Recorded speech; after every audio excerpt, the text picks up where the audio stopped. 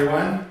My name is Jeremy Kranowitz, and I'm the Executive Director of an environmental organization based here in Stamford called Sustainable America. Sustainable America is focused on two intertwined issues, food and fuel. And there's a reason why we decided to focus on those specific things. Food and fuel are really tightly intertwined. Last year, we put about 45% of our total corn crop into our gas tanks as ethanol. And we also, you can see that the price of corn and the price of gas rise and fall together. We also use a tremendous amount of energy just to grow agriculture in the first place. Shipping it across the country, refrigerating it, heating it, cooking it. There's a ton of energy embedded in all of the food that we grow. But amazingly, there's a ton of waste in this system. About 20 to 50% of all vegetables and fruits never leave the farm. It's because they're too ugly to be consumed by restaurants or grocery stores. So ideally, what we like to do is if we can't sell the food, we like to give it to the hungry, or give it to animals, or use it for industrial purposes. If we can't do that, to compost it, and if nothing else, to the landfill. In truth, about 2/3 of that waste goes right to the landfill.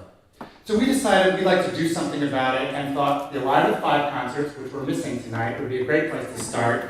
We went to the Downtown Special Services District and proposed this idea, and they really embraced it. You can see Jacob Dillon here from Wellflowers, which was one of the concerts earlier this summer. But the City of Stamford said this is a great idea for us to try to tackle this food waste problem and try to encourage others to get involved. Next, we had to go to the Department of Public Works. They also really liked this idea. So they said, we're going to give you some really bright yellow bins. It's going to be different than the blue bins that we're using for recycling or the brown bins for waste. But then we had to find a place to take all this stuff. So there's a great website called findacomposter.com. Well, we had to find a place that could take both meat and dairy. That's actually pretty hard to find. The closest one in Connecticut to us is in New Milford, 50 miles away. New Milford is an interesting place. It used to be a Nestle chocolate factory. It's an enclosed facility. All of the food, all of the waste gets enclosed, so there are no vermin. They have wood chips, so there are no odors. And in 45 to 60 days, depending on the time of year, they can turn food waste into high-grade compost. What's great also about New Milford is that because they've got lots of cocoa husks, they can add that in if they need to change the carbon to nitrogen ratio. Next, we had to figure out how to get it from Stamford up to New Milford. It's 50 miles away. Well, back to DPW, they said, well, we can spare truck number 5, and Cheryl can be the driver, but Cheryl can't drive stick, right? So it was one of these types of things. We also had to find what kinds of materials to use. Well, there are lots of vendors actually of compostable materials. And so that just became an issue of trying to figure out who would be the best vendor and who could give us the best price. Now back to the food court at the Alive at 5 concerts. We then had to put on a charm offensive. We decided to buy the compostable materials and offer it to the vendors. But a lot of them wanted to use their own bowls or special little forks, and we had to convince them to come along. Next, we had to figure out how to get attention. We had drunk concert goers, right? There are a lot of them out there. And first we tried to put little graphics on the bins, and that didn't work so well.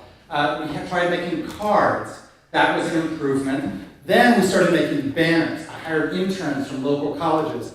I ultimately gave them those giant foam fingers so that they could point to the right bin. This goes here, that goes there. Now we have it. That did the trick.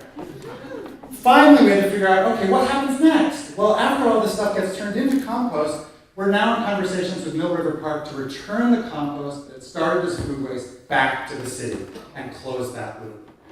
So what's next? Well, we're now talking to the restaurants that ring Columbus Park. We're trying to get them to start composting all the food waste that's in the back of their kitchens and sort their food waste, and instead of sending it to the landfill, do something better with it. We are also starting to broaden this idea to other concerts and events.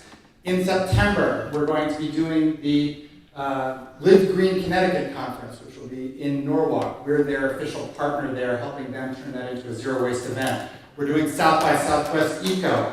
And ultimately, really excitingly, we're partnering with the Green Sports Alliance to bring this to every sports stadium across the country. We took a seed of an idea, we planted roots, and we're growing it nationwide. Thanks.